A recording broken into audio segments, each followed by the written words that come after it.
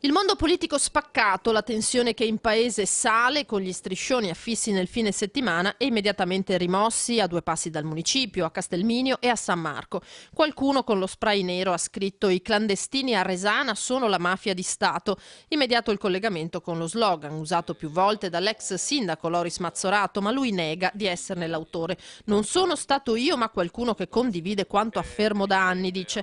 Secondo l'ex primo cittadino, nel comune si stanno preparando eclatanti manifestazioni di protesta contro l'accoglienza di 15 migranti già riconosciuti come profughi, a cui il commissario prefettizio ha dato disponibilità. Bisogna fare altri sistemi. In paese, inutile negarlo, c'è diffidenza, ma di fronte all'ipotesi di accogliere un numero ristretto di rifugiati già identificati con certezza, la maggior parte si dice d'accordo. Se sono 20 proviamo ad accoglierli. L'importante è che siano veramente profughi. Per me va bene, cioè sono filtrati, voglio dire, se sono in una situazione di bisogno perché no?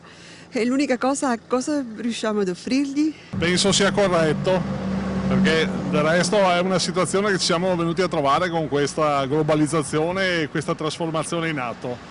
E quindi una qualche soluzione bisogna trovarla. Beh, ci sono profughi che hanno veramente bisogno. Non ho nulla in contrario. Mi auguro che hanno una sistemazione, che gli diano da mangiare, da dormire ma decentemente, però non come si vede. A me non danno fastidio, insomma, e di conseguenza anche perché se vogliamo essere cristiani bisogna accoglierli in qualche maniera. L'unica cosa che non piace a me è che sono abbandonati a se stessi, questo non va bene.